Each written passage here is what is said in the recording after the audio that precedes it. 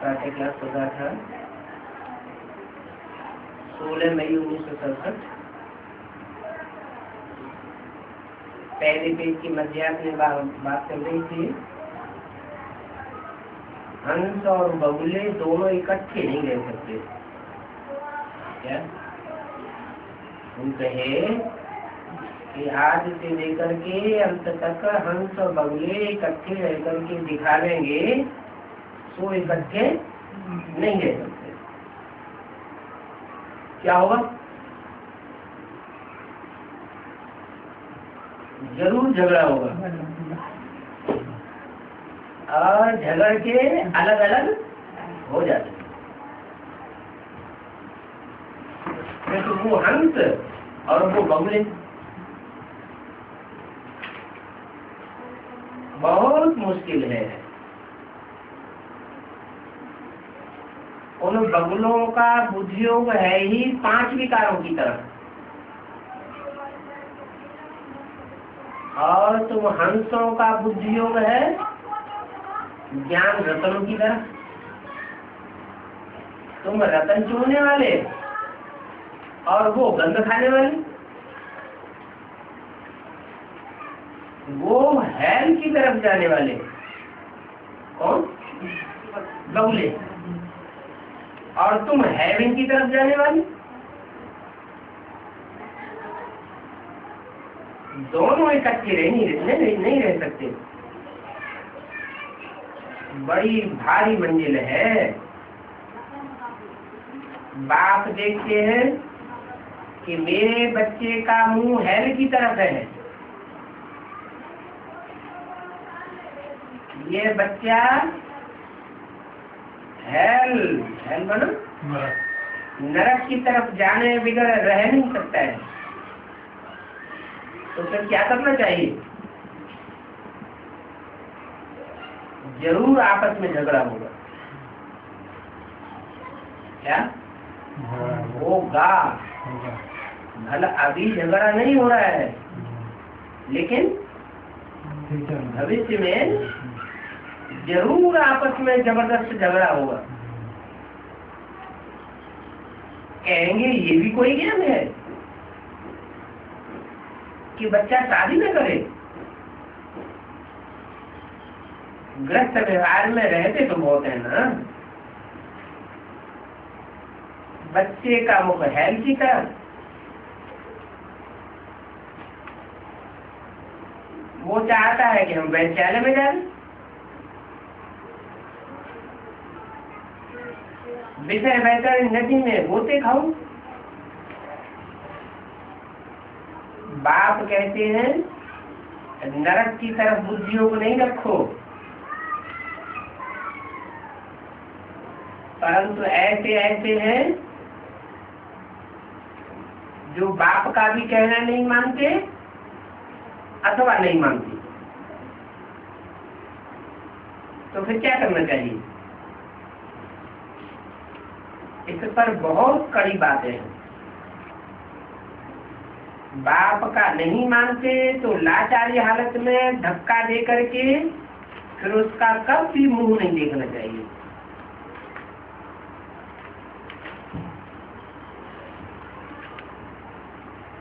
क्योंकि मुंह तो पलीती बहुत हो गई। ये सारा ज्ञान आत्मा में है। बाप की आत्मा कहती है हमने तुमको क्रिएट किया है, मेरा भी कहना नहीं मानती हो तो और किसका मानोगी? कोई तो ब्राह्मण भी बनते हैं, फिर भी बुद्धि विकारी दुनिया की तरफ चली जाती है। तो वो अपने को जैसे डबल मारते रहते हैं, डबल नुकसान हो जाता है।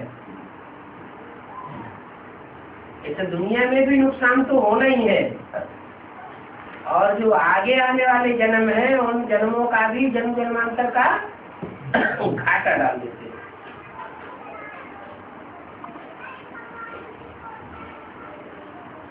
एकदम रसातल में चले जाएंगे। कौन? जो एक बार ज्ञान में चल पड़े और चलने के बाद फिर उस दुनिया का रास्ता अपना लेवे तो एकदम प्रशासन में चले जाएंगे। बच्चों को समझाया गया है कि यह है ज्ञान सागर का दरबार।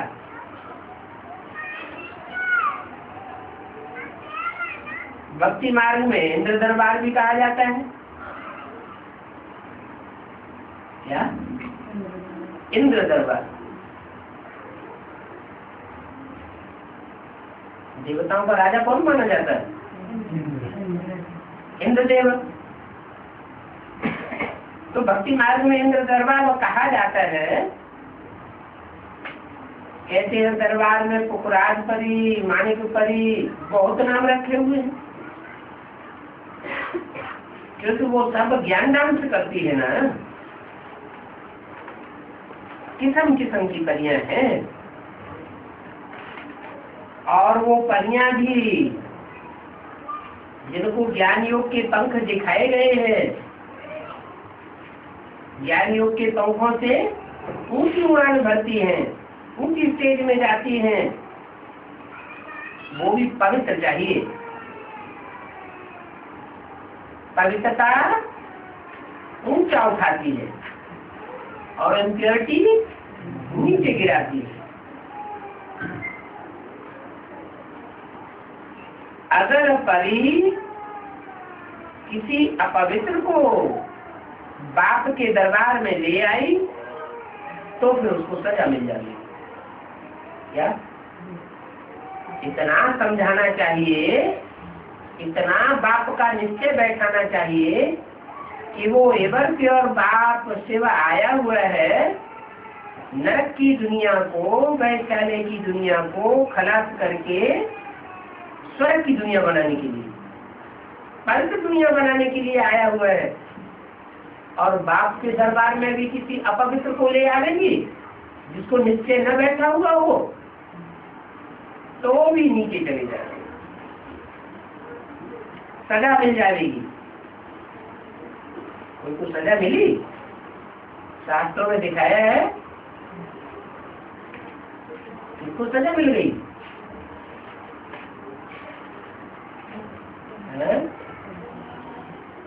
अहिल्या को सजा मिल गई। उसका नाम क्या पड़ा?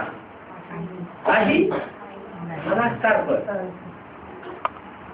कोई काम क्रोध विकार के सर्प को जानती थी कि ये सर्प है, तो भी उठा करके मोह के वशीभूत होकर बाप के दरबार में ले आई।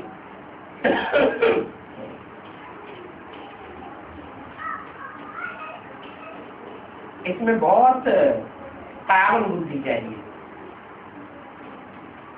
ये ज्ञान घर में तो बहुत ही घोटाला डालता है। बहुत हैं जिनको बच्चे बच्चियां हैं,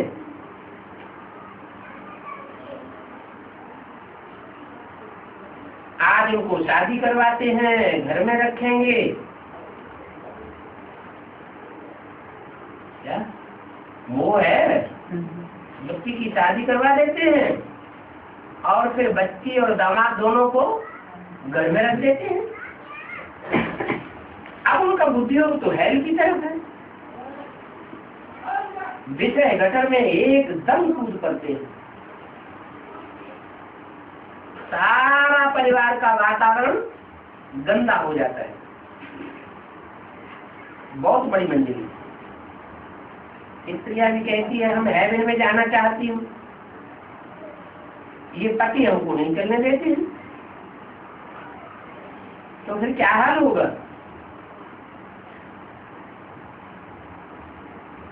पति की बुद्धि में पूरा ज्ञान नहीं बैठा है, बिन डालता है, स्त्री चलती है, तो आखिर अंजाम क्या होगा?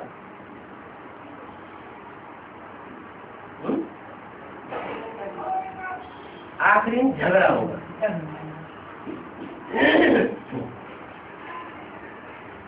अंश बगुले इकट्ठे रह नहीं सकते हैं। फिर लड़ाई छिड़ जाती है। उसका उसका नाम दिया है महाभारी महाभारत ग्रह युद्ध। मंजिल तो बहुत ऊंची है ना। इस ज्ञान को कोई भी नहीं जानते हैं कि ये ईश्वर का ज्ञान है।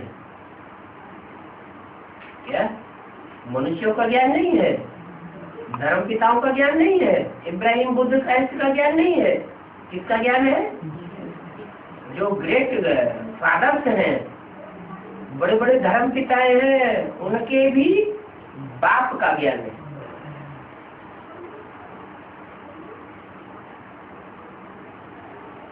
मंजिल बहुत ऊंची है और कोई शास्त्रों में भी ये ज्ञान नहीं है। इसलिए कहते हैं कि स्त्री और पुरुष भाई बहन कैसे ऊपर से रह सकते हैं। ये बात तो बिल्कुल असंभव है।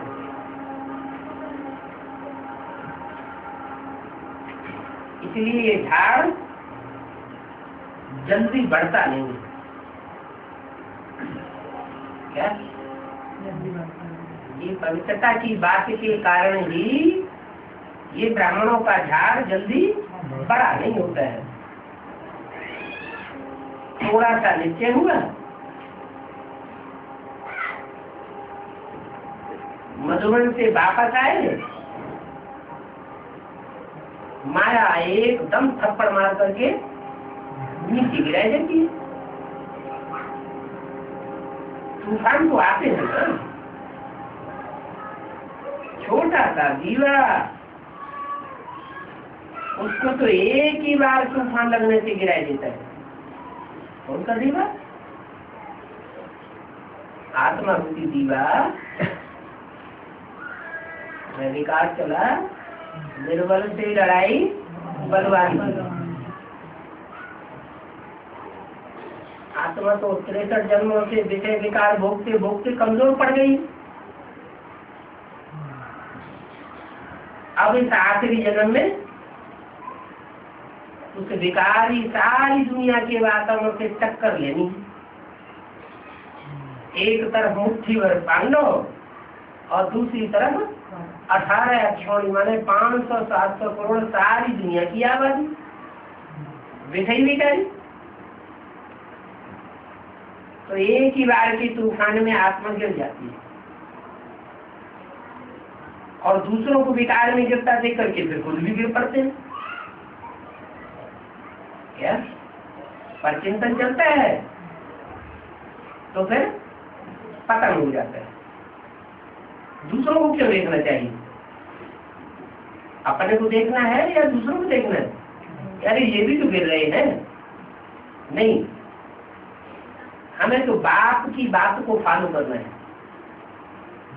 कोई रास्ता भी पकड़ता हो, इसमें बहुत बुद्धि चाहिए समझने की। गाया हुआ भी है, अत्याचार फिर भी अबलाओं पर ही होते। क्या शास्त्रों में लिखा हुआ है, धरणी माता के ऊपर जब ज्यादा पाप का बोझ बढ़ गया, बहुत अत्याचार होने लगे, तो फिर भगवान माताओं के सुरक्षा के लिए इस धरती पर आते हैं। कोई फिर माताएं भी पूतनाएं चुपन खाए, पुरुषों के ऊपर बहुत अत्याचार करती है। सुपन खान अर्थात लड़ाई लड़ाने वाली। क्या किया सुपन खान ने? जंगलों में, निर्जन जंगलों में अकेली घूमती रहती थी। आज बहुत सी लड़कियां हैं जो माता को साथ लिए बगैर दुनिया में इधर उधर कांटों के जंगल में घूमती रहती है। तो ऐसी जो कन्याएं हैं सुपर्णखा जैसी, जो अपनी ऐसी राक्षसों की दुनिया में अपनी सुरक्षा का प्रबंध ही नहीं करती, माने अंदर से उनकी नियत खराब है, तो उनकी दिल आती है कहीं भी। और राम लक्ष्मण जैसी आत्माएं उनको सही रास्ता बताती है। तो कामेशु क्या हो जाती है? क्रोधेशु हो जाती है।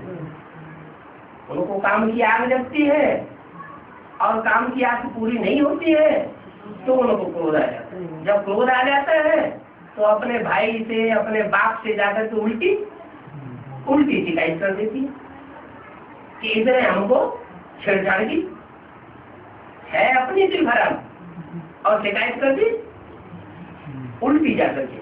तो क्या हुआ? तो झगड़ा हुआ।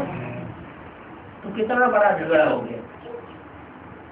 एक सूर्पनखा की बात पर राम और रावण का इतना बड़ा युद्ध हो गया। ऐसे कामेशु क्रोधेशु बहुत होती है। पूत माना पवित्र, ना माने नहीं, जो अपवित्र है, बहुत अपवित्र बनती है। पवित्रता की पावर उनमें नहीं है, अपवित्र बनती ही रहती हैं। ऐसी पूतनाएं फिर अत्याचार बहुत करती है। अत्याचार माने जो आचरण करना चाहिए वो आचरण नहीं करती। जैसे सूर्पनखा किस्म की माता है, तो अगर छोटी उम्र का भी कोई बच्चा मिलेगा नौजवान तो उसको भी गंदा करेगी। अत्याचार हो गया ना। जैसे सूर्पनखा की कथा क्या आई है, उसमें छोटा बच्चा और छोटे बच्चे को भी सूर्पनखा ने विष पिलाया।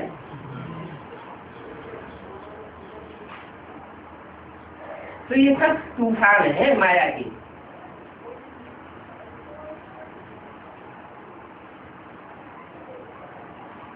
एक दम नाक में दम कर देती है।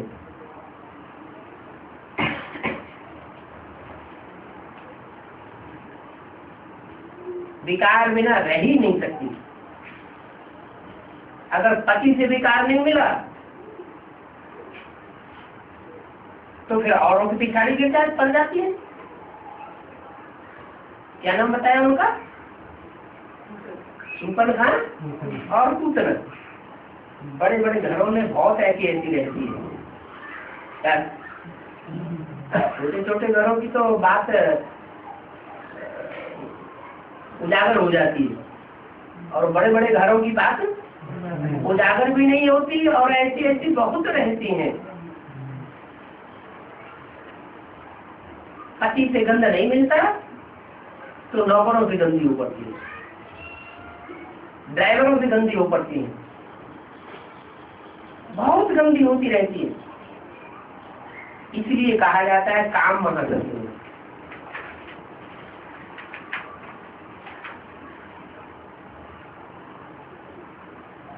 16 मई 1967 दिवाली का दूसरा दिन। काम महाशत्रु है।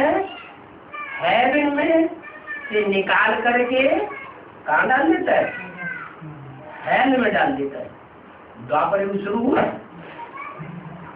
कामी इस्लामी धर्म, इब्राहिम का इस्लाम धर्म स्थापन हुआ। उससे पहले दुनिया क्या थी? हेवन थी। हेवन से निकाल करके कहाँ डाल दिया? सारी दुनिया को हेल में डाल दिया। अब ये है गेट वे टू हेवन। क्या क्या है गेट वे टू हेवन? महाभारी महाभारत गृह युद्ध है। ये गेट वे टू हेवन है, स्वर्ग में जाने का रास्ता है। इस रास्ता से पसार हुए बगैर कोई भी स्वर्ग में जा नहीं सकता। कोई कहेगा हम नहीं लड़ाई करेंगे, हमारा पति है, हम उसको खुश रखेंगे, लेकिन ऐसा हो नहीं सकता। स्वर्ग के गेट तो खुलने ही हैं। उस नरक से तो बहुत नफरत आनी चाहिए। बाबा बहुत नफरत दिलाते हैं। अभी आगे ये बातें नहीं सुनाते थे, क्योंकि आगे इतना नरक नहीं था। छोटे छोटे बच्चे घरों में नंगे रहते थे, उन्हें कुछ इस बात का ज्ञान ही नहीं होता था। अभी टीवी आ गई है घर घर में, छोटे छोटे बच्चे सब बातें जानने लग पड़े। तो है तो आगे है ना, आगे ये बात नहीं थी। सन्यासी लोग भी नफरत दिलाते हैं, कहते हैं स्त्री सर्पिणी है, वो तो उल्टी बात कहते हैं। क्यों? स्त्री सर्पिणी नहीं है, खुद स्त्री बिगर रह नहीं सकते हैं, साथ में नहीं रह सकते हैं, काम विकार पकड़ लेता है, इसलिए घर बार छोड़ करके भाग जाते हैं। खुद ही सर्प होते हैं, खुद ने ही स्त्री को सर्पिणी बनाया। कन्या जी क्या तो कुछ थोड़े जानती है कि काम विकार क्या होता है। विकारी कौन बनाता है? पुरुष विकारी बनाते हैं। कन्या माताओं में तो लज्जा रहती है, मेल ही शादी करते हैं, फिर विकार में जाना शुरू करते हैं। इसलिए द्रौपदी ने पुकारा है। ये सब बातें अभी संगम युग की हैं, और बांधेली माताएं भी अभी ही होती हैं। विष बिना रह नहीं सकते हैं, तो फिर बंधन डालते हैं, फिर कोई बहाना बना करके निकल पड़ती है। अगर पति को कहीं से मालूम पड़ गया तो फिर मार खा लेंगे। ऐसी स्त्री कोई मुश्किल ही होगी जो कि विकार के लिए पति को मारती होगी।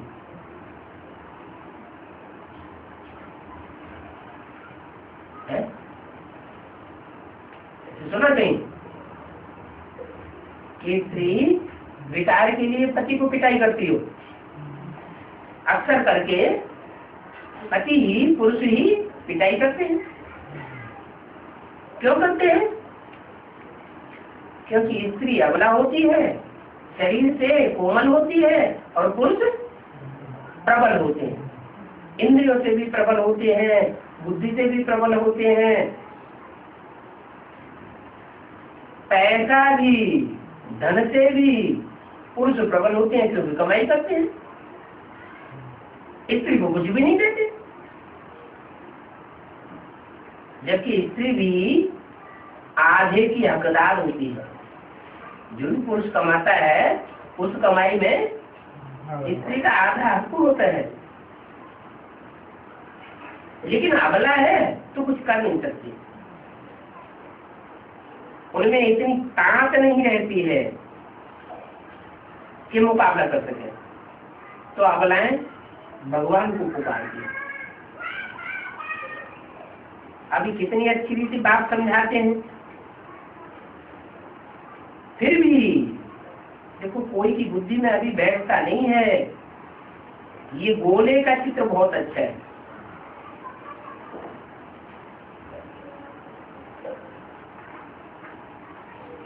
गेट वे टू हेवन, इस गोले के चित्र से बहुत अच्छी रीति समझ सकेंगे। एक तरफ कलयुग, कल है कलेश का युग। कल है कलेश तो होता क्यों है? विकारों की बात पर ही मारामारी होती है। तो एक तरफ कल है कलेश का युग कलयुग, और दूसरी तरफ सत्ययुग। सत्ययुग में कल है कलेश तो कुछ भी नहीं होता। क्यों नहीं होता? क्योंकि विकार वहां नहीं होते। पीढ़ी से भी इतना नहीं समझेंगे जितना कि शक्ति चक्र से समझेंगे।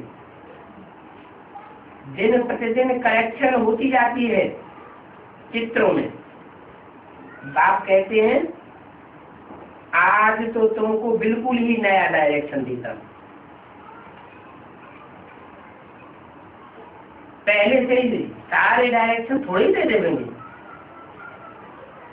एक एक करके नई नई बातें सुनाते जाते हैं।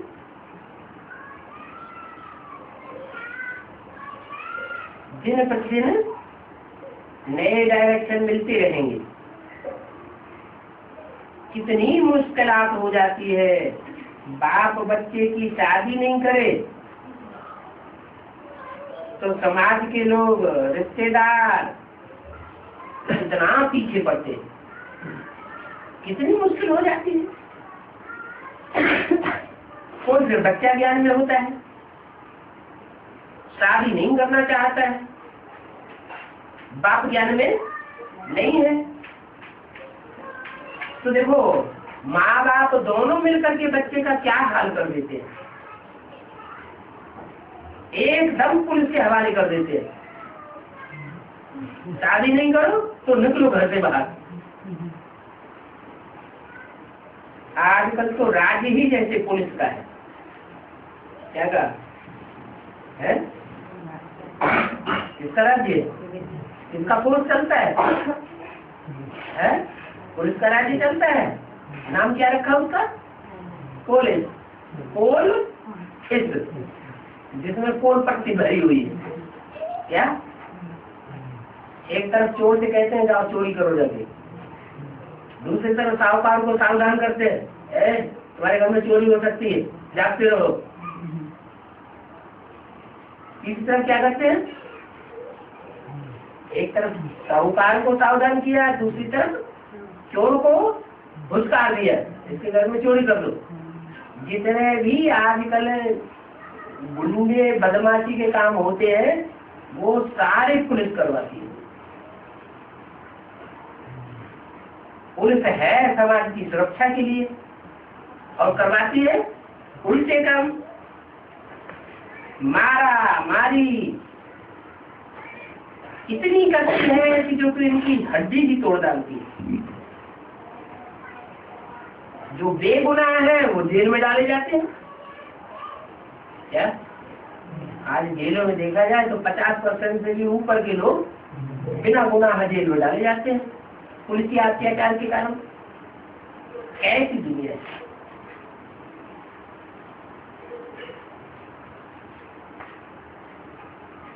बच्चों में माँ बाप का बहुत मोह रहता है। बच्चा मर जाता है तो एकदम दीवाने हो जाते हैं, अथाह दुख हो जाता है। ऐसे नहीं है कि साहूकार हैं तो सुखी सुख होता है, नहीं।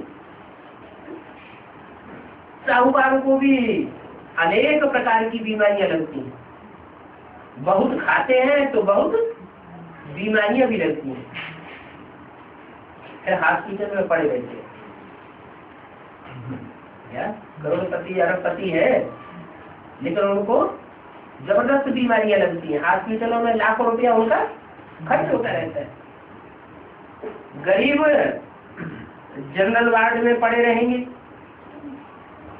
और साहूकारों को अच्छा सा नए कमरे का वार्ड मिल जाएगा। परंतु दुख तो जैसे गरीब को होता है वैसे ही शारीरिक दुख साहूकार को भी होता है। शरीर में बीमारी लगेगी तो साहूकार को भी उतना ही दुख होगा और गरीब को भी उतना ही दुख होता है। सिर्फ उनको अच्छा स्थान मिल जाता है, इनको साहूकारों को।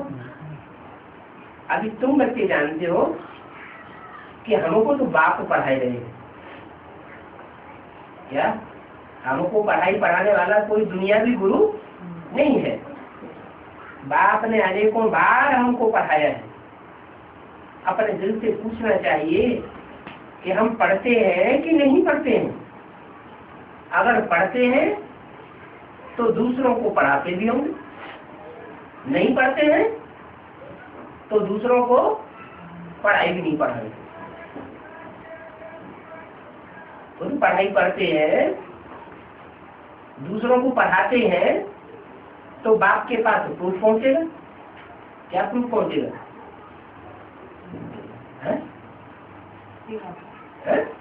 सेवा का क्या प्रूफ पहुंचेगा? हाँ, जो भी बच्चे बाप के बनेंगे नहीं तो बाप के घर में जाकर के जन्म लेंगे, नित्य बुद्धि वहां जाकर के बनेंगे। कि कोई बच्चा है बाप के घर में जाके जन्म होता है तभी तो बच्चा बनता है, तभी तो बाप बनता है। पुराने घर से शरीर तो छोड़ना पड़ता है ना। मोह छोड़ना पड़ता है ना। तो ऐसे ही यहाँ 7 दिन की जो बच्ची है, एक दिन आना एक दिन जाना, ये 9 दिन की बच्ची जैसे कि 9 महीने का गर्भ 15। निश्चय बुद्धि होकर के वहां से निकलते हैं तो निश्चय बुद्धि माना जन्म हुआ। और कोई को ज्ञान में चलते चलते अनिश्चय हो जाता है कि ये बाप नहीं है, तो जैसे कि मृत्यु हो। तो अभी तुम तो जानते हो हमको तो बाप पढ़ाते हैं। अपने दिल से पूछना चाहिए कि हम पढ़ रहे हैं। पढ़ने वालों की निशानी होगी कि दूसरों को जरूर पढ़ा देंगे। क्या अगर खुद पढ़ते हैं, रोज क्लास में आते हैं, लेकिन किसी को बताते नहीं, सुनाते नहीं, पढ़ाते नहीं, इसका मतलब खुद भी समझा नहीं है। अगर पढ़ा देंगे नहीं तो फिर पढ़ क्या पाएंगे। जितना जितना दूसरों को पढ़ा देंगे, ज्ञान का रास्ता बता देंगे, उतना उतना ऊंच पद पाएंगे। नहीं पढ़ा देंगे तो क्या होगा, प्रजा वर्ग में रह जाएंगे। यहाँ तो राजयोग सीखने आए हैं। राजयोग सीखने वालों को राजा बनना चाहिए कि प्रजा योग सीखने आए हैं? राजयोग सीखने आए हैं तो राजा बनना चाहिए। राजा बनने के लिए प्रजा तो जरूर चाहिए ना। एक राजा को कितनी प्रजा होती है? लाखों की तादाद में प्रजा होती है। तो कितनी सर्विस करनी चाहिए? रोज रात को अपना चार्ट लिखो कि आज हमने कौन कौन से पॉइंट धारण किए और कितना दूसरों को धारण कराया। आज किसी को दुख तो नहीं दिया। ये है मुख्य बात। क्या ज्ञान सुनाकर सुख दिया, दुख तो नहीं दिया। माना पत्थर तो नहीं मारे। एक होता है पत्थर मारना और एक होता है ज्ञान रतन देना। तो रतन दिए या पत्थर दिए? श्रीमत कहती है कि कोई को दुख मत दो।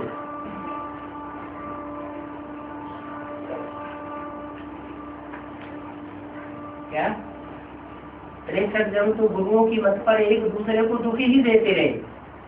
अभी बाप कहते हैं कोई को दुख दे करके अपना सगुना पाप नहीं करो। जो हमारा भांति होगा, भांति माना हमारे परिवार का जो सदस्य बनना होगा वो तो झट समझ जाएगा। उनको थोड़ा सा ज्ञान सुनाओ और उसकी बुद्धि झट से कैच कर रही। अगर कैच करती है तो समझ लो हमारे सूर्यवंशी घराने का है। नहीं कैच करता है, एक कान से सुनता है दूसरे कान से निकाल देता है, तो वो हमारे कुल का नहीं। हमारा भाती होगा, उनको झट से टचिंग होगी। इसमें तो बर्तन सोने का चाहिए जिसमें ये ज्ञान अमृत ठहर सके। शेरनी के दूध से मिसाल दिया। ये ज्ञान शेरनी के दूध मिसल है। जैसे शेरनी का दूध मिट्टी के पात्र में रखा जाए तो फोड़ के निकल जाएगा, इतना गर्म होता है। ऐसे ही ये ईश्वरीय ज्ञान अगर कोई देह अभिमान की मिट्टी वाला है, जिसकी बुद्धि में आत्म ज्ञान नहीं बैठा है, देह अभिमान की बुद्धि में बातें चलती रहती हैं, तो उसकी बुद्धि में ये ज्ञान ठहरेगा नहीं, फूट के निकल जाएगा। शेरनी का दूध बहुत भारी ताकत वाला होता है। शेर से भी शेरनी बहुत तीखी होती है। क्या बच्चों की सुरक्षा करने के लिए शेर उतनी सुरक्षा नहीं करता जानवरों से अपने बच्चों की। शेरनी बहुत तीखी होती है। उनका बच्चों में मोह रहता है।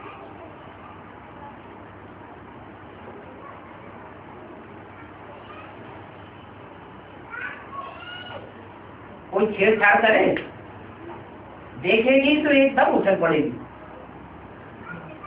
शेरनी के बच्चों के साथ कोई दूसरा जानवर छेड़छाड़ करे तो शेरनी एकदम उछल पड़ेगी, समझेगी कि कहीं कोई बच्चे को मार न डाले। यहाँ पर भी बहुत बनरियां हैं जिनका पति में, बच्चों आदि में कितना मोह रहता है।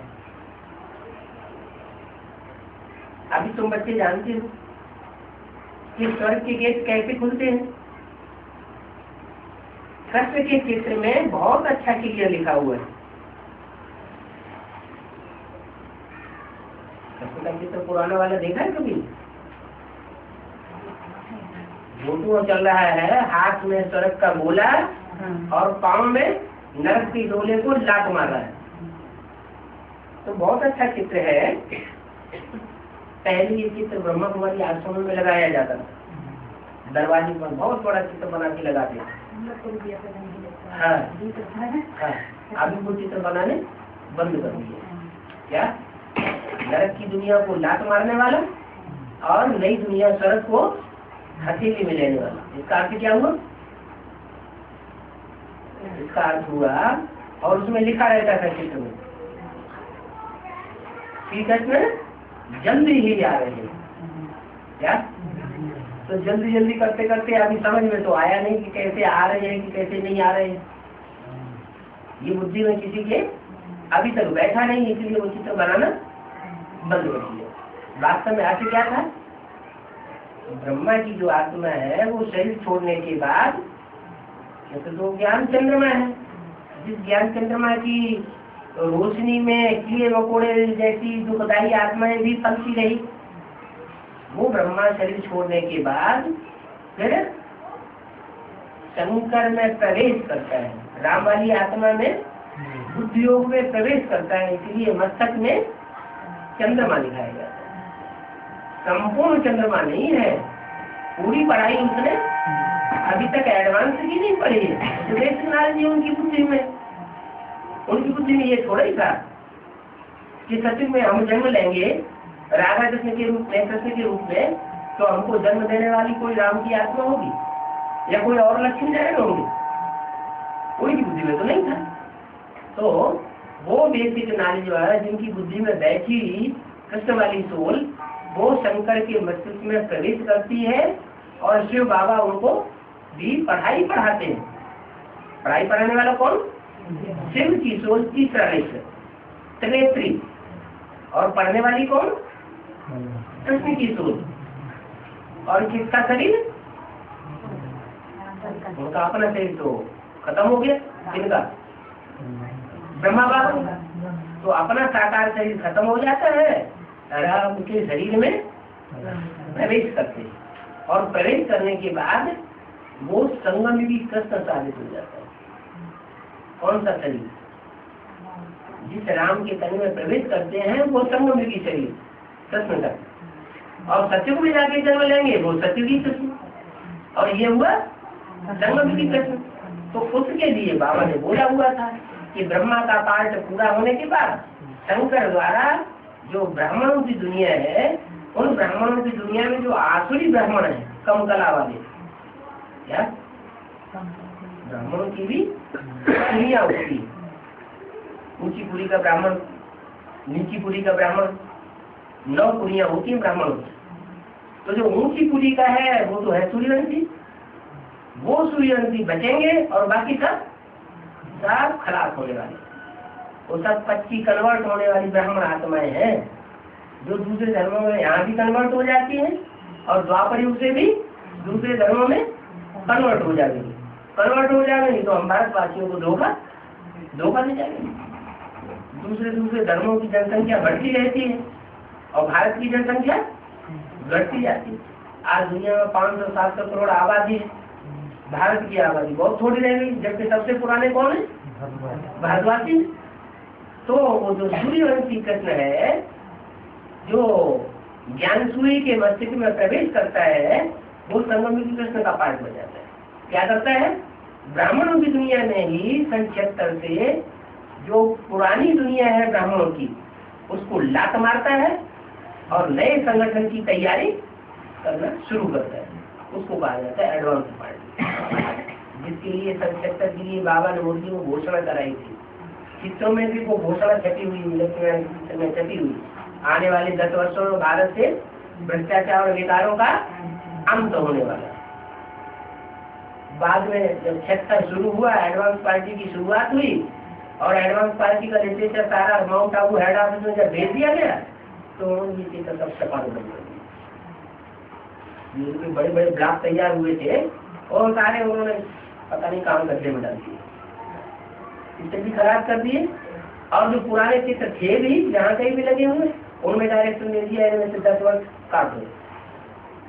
क्या आने वाले 10 वर्षों में भारत से भ्रष्टाचार विकार का अंत होने वाला है, ये बात उनकी बुद्धि में नहीं गई थी। भारत है तो भारत जमीन का नाम है या कोई व्यक्ति का नाम है? भारत माता कहा जाता है। भारत माता है तो जरूर वो विधवा माता तो नहीं होगी।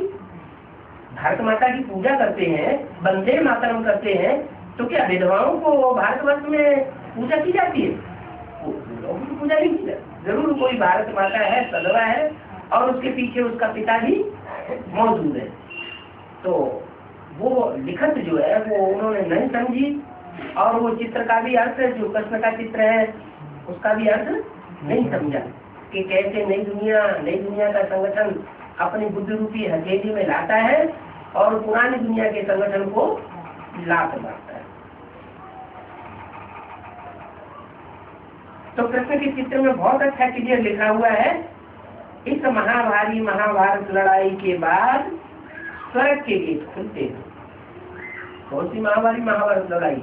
भारत की दुनिया में पहले होती है या ब्राह्मण दुनिया में पहले होती है? पहले ब्राह्मण की दुनिया में महाभारत लड़ाई खड़ी हुई है। कौन सच्चे हैं और कौन झूठे? जो सच्चे पांडव हैं उनकी बुद्धि में ज्ञान बैठता है तो कौरव और यादव उनको लात मार करके निकाल देते हैं, उनका डिसरिगार्ड करते हैं, उनके साथ अच्छी तरह से पेश नहीं आते। तो स्वर्ग के गेट अब खुलने हैं, वहाँ बहुत थोड़े मनुष्य होते हैं। क्या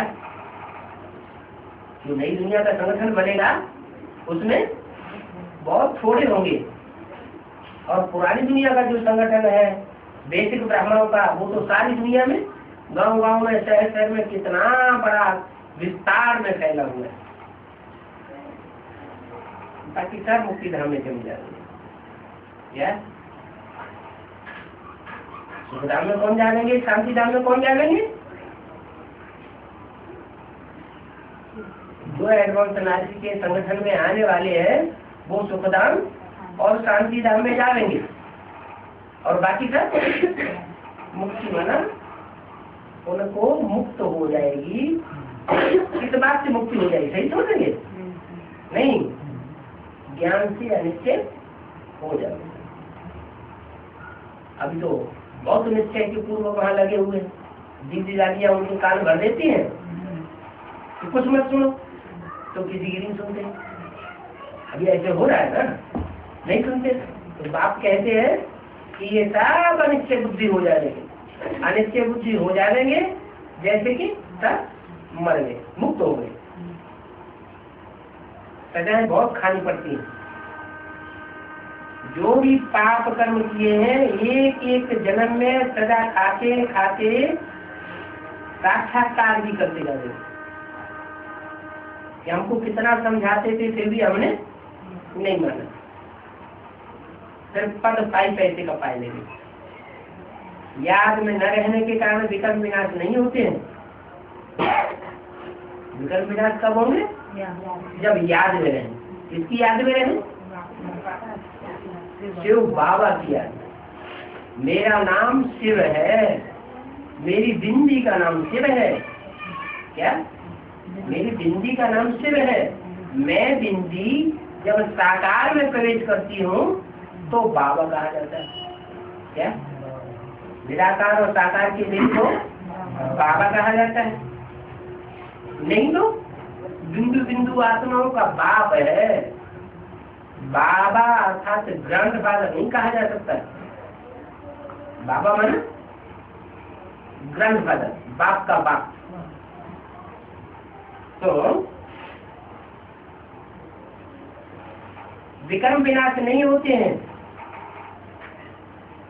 पाई पैसे का पद पा लेते हैं। घर में बाप का मुंह स्वर्ग की तरफ और बच्ची का मुंह नरक की तरफ होता है, तो उनको धक्का देकर के उनका मुंह भी नहीं देखना चाहिए। उनको देखने से भी फिर नफरत आ गई।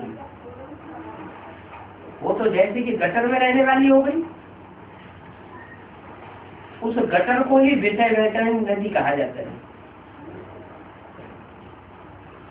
शास्त्रों में भी कितना झूठा है। कह देते हैं कि गीता में भगवान वाक्य है कि मैं सर्वव्यापी हूं। अब गीता में तो कहीं लिखा हुआ नहीं है कि मैं सर्वव्यापी हूं। गीता में तो पूरा श्लोक दिया हुआ है कि मैं कहाँ का वासी हूँ। न तद्भासयते सूर्यो न शशांको न पावक यद्गत्वा न निवर्तन्ते तद्धर्म परमं मम। पूरा श्लोक दिया हुआ है कि मैं सूरज चांद सितारों की दुनिया से परे, जहाँ सूरज चांद सितारों का प्रकाश भी नहीं पहुँचता, मैं वहां का रहने वाला हूँ। फिर सर्वव्यापी वाली बात कहाँ से निकाली? तो वो खुद भी गिरते हैं और सुनने वालों को भी गिराते हैं। गीता का भी प्रभाव है। मनुष्यों की लिखी हुई गीता तो है ना।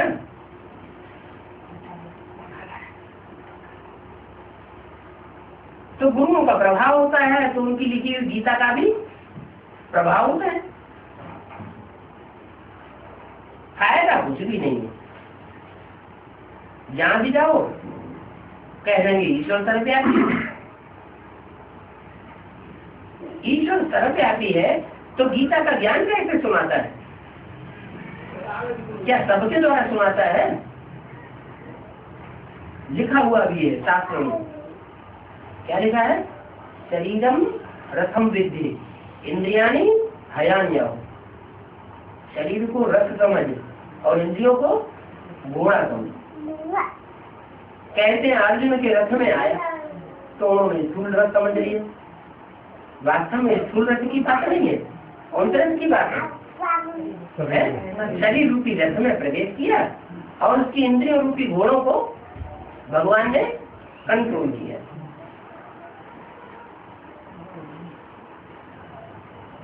तो ईश्वर सर्वव्यापी वाली बात है। कोई से पूछो कहाँ से सुनी तो कहेंगे भारत में ये बात सुनाई जाती है, ईश्वर सर्वव्यापी है। भारत के शास्त्र की ही बातें हैं।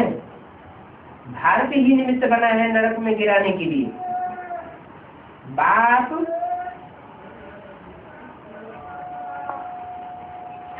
खुद नरक में जाता है तो रचना को कहाँ ले जाने? रचना को भी नरक में ले जाने। 16:5-67 की वाणी का तीसरा पेज। जरूर नरक में जाएंगे, बच्चे भी जाएंगे, बाप भी जाएगा। जब तक कि स्वर्ग का गेट का पता न पड़े तब तक नरक में ही गिरते जाएंगे। अभी तुम बच्चों को तो पता पड़ गया। आजकल तो देखो शादियों की कितनी सीजन चल रही है। पोप आते हैं तो हजारों शादियां कराते हैं क्रिश्चियंस के पोप। कल अखबार में पढ़ा था, पुरी का जो शंकराचार्य है उसने कहा है कि जैसे मुसलमान लोग 4-4 शादियां कर बच्चों की वृद्धि करते हैं तो बच्चे ज्यादा बढ़ते जाते हैं। मुसलमानों की तादाद दुनिया में बढ़ती जाती है, तो हिंदुओं को भी 4-4 शादियां करने की छुट्टी मिलनी चाहिए। उल्टा ही ज्ञान सुनाते हैं। खुद एक घरवार छोड़ करके भाग खड़े हुए और दूसरों को क्या सुनाते हैं कि हिंदुओं को 4-4 शादियां करनी चाहिए। खुद एक भी नहीं संभाला, एक शादी का परिवार भी नहीं संभाला और हिंदुओं को सिखाते हैं 4-4 शादियां करना चाहिए। तुम लोगों ने शायद अखबार में नहीं पढ़ा होगा, जैसे कब कब अखबार पढ़ना मिस कर देते हैं, वैसे ही कई बच्चे हैं कि मुरली भी मिस कर देते हैं। तुम्हारा तो अखबार मुरली है, तुम तो अखबार आदि पढ़ते हैं। बहुत अच्छे अच्छे बच्चे मुरली पढ़ने में बहुत गफलत करते हैं, समझते हैं कि नहीं पढ़ा तो क्या हुआ, अब हमको तो भगवान मिल गया, हम तो पार हो गए। मुरली की परवाह ही नहीं करते। ऐसे ऐसे देहाभिमानी बहुत हैं, बाबा जानते हैं। इसलिए यहाँ भी जब आते हैं तो बाबा पूछते हैं कि तुमने बहुत मुरलियां नहीं पढ़ी होंगी क्या? बाबा ने जितनी मुरलियां चलाई है वो सब मुरलियां पढ़ी है, सुनी है। पता नहीं उनमें कोई अच्छे पॉइंट्स हो, तुम्हारी जिंदगी सुधर जाए। पॉइंट्स तो रोज नए नए निकलते रहते हैं ना। तो एक ही घर में बाप का बुद्धियोग एक तरफ और बच्चे का तरफ दूसरी तरफ हो जाता है, तो वो पापात्मा बन पड़ता है, वो पुण्यात्मा बन पड़ता है। ये सारा याद की यात्रा पर है। बच्चा गटर में जाने की यात्रा पर है और बाप स्वर्ग में जाने की यात्रा पर है। परंतु आजकल माता पिता में भी मोह बहुत होता है, इसके प्रति, बच्चों के प्रति। ऐसे भी बहुत सेंसस पर आते हैं, परंतु उनमें धारणा कुछ भी नहीं होती है। क्या खुद स्वर्ग में डालेंगे, बच्चे को शादी करा देंगे, नर्क में डालेंगे? कितनी ही धारणा करनी चाहिए, ज्ञान कुछ है ही नहीं। श्रीमत पर नहीं चलेंगे तो उनको कुछ तक थोड़ा ही मिलेगा। सत्य बाप सत्य टीचर की ग्लानि कराने पर कभी बाप का ठौर नहीं मिलेगा। क्या खुद ज्ञान में चले और बच्चे की शादी कराए तो दुनिया में बाप की ग्लानि होगी, ईश्वर बाप की, या दुनिया कहेगी कि बहुत अच्छा काम किया, बाप की ग्लानि होगी। तो ऐसे ग्लानि कराने वाले क्या होगा? सदगुरु निंदक ठौर न पाए। कौन सा ठौर? जब विनाश होगा तो बाप बच्चों के लिए जो शांति धाम और सुख धाम का ठौर बना देंगे, उस ठौर में ऐसे लोग प्रवेश पाए नहीं सकेंगे। जो श्रीमत पर चलने वाले होंगे वो प्रवेश पाएंगे और दूसरे प्रवेश नहीं पाएंगे। वो तो सन्यासी लोग ऐसे ही कहते रहते हैं, सदगुरु निंदक ठौर न पाए। भक्ति मार्ग में सन्यासी ऐसे ही सिखाते हैं अपने चेलों को, लेकिन उनके पास ठौर कौन सा है? वो कौन सा ठौर देंगे? खुद ही घर घाट छोड़ करके भागे भागे फिरते हैं, तो उनके पास ठौर कौन सा है? बाप कहते हैं ठौर तो मैं बनाता हूँ। ठौर माना स्थान। सारी दुनिया जब विनाश की आग में परेशान हुई, इधर उधर भागती फिरती होगी, तब बाप बच्चों के लिए स्थान ऐसा बनाते हैं जहाँ माया का कोई प्रकोप हो न सके। ये राजयोग है, परंतु सब तो राजा नहीं बनेंगे। क्या राजयोग है तो राजा सब नहीं बनेंगे। प्रजा ज्यादा बनती है कि राजा ज्यादा बनते हैं? प्रजा तो ढेर सारी लाखों की तादाद बनती है और राजा बहुत थोड़ी बनते हैं। इस जन्म जन्मांतर की पढ़ाई बाप आकर के पढ़ाते हैं। किस बात की? वो तो इंजीनियरिंग पढ़ाते हैं, मनुष्य डॉक्टरी पढ़ाते हैं, मास्टरी पढ़ाते हैं, वकालत पढ़ाते हैं। वो एक जन्म के लिए पढ़ाते हैं। और बाप 21 जन्म के लिए पढ़ाई पढ़ाते हैं और 21 जन्म के आधार पर 63 जन्मों का भी हिसाब किताब बन जाता है। माने 84 जन्मों की प्रारब्ध है राजाई की, बाप आकर देते हैं। इतने बड़े बड़े दुनिया में राजाएं हुए हिस्ट्री में, इनको राजाई करना किसने सिखाया? कब सिखाया है? कोई जगह में राजाओं को राजाई करना कोई किसी ने सिखाया क्या? नहीं। ये संगम युग है, कलयुग का आखिरी जन्म, जिसमें बाप आकर के मनुष्यों को नर से नारायण जैसा राजा बनना सिखाते, और एक जन्म का नहीं, अनेक जन्म के राजा के संस्कार पर जाते हैं। तो राजयोग है, प्रजा भी बननी है, राजा भी बनेंगे, नंबरवार बनेंगे। नंबरवार राजा होते हैं, नंबरवार मर्तबे होते हैं। सारा मदार याद कर, जिस बाप से विश्व की राजाई मिलती है उनको तो कितना याद करना चाहिए। तकदीर में नहीं है तो फिर बाप भी तदबीर क्या करेंगे। बाप तो कहते हैं कि याद की यात्रा पर ही रहना है, इससे ही तुम्हारे पाप भस्म होंगे, तो कितना पुरुषार्थ करना चाहिए। बाबा कोई ऐसे भी नहीं कहते हैं कि खाना पीना छोड़ दो, भक्ति मार्ग में तो व्रत उपवास महीने महीने में भी करते हैं, प्राप्त करते हैं। या तो बाप कुछ भी ऐसी बात बताते नहीं। हमारा कोई हठयोग नहीं है जो हम खाना पीना छोड़ दें। चलते फिरते सारा काम करते, जैसे कि आशिक मासूम को याद करता है ऐसे याद करते रहो। उनका तो नाम रूप का प्यार होता है, आशिक मासूम का एक दूसरे पर शरीर पर खिला हो जाते। यहाँ शरीर की बात नहीं है, क्या यहाँ किस चीज की बात है। यहाँ तो सुप्रीम सोल शिव प्रवेश करता है, जो सदाशिव कहा जाता है।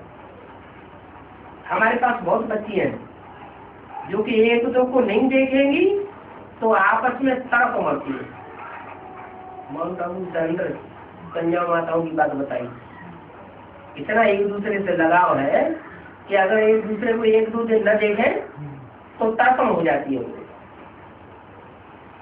आपस में मिलती है तो बस जैसे कि एक दूसरे की ही बन जाती है।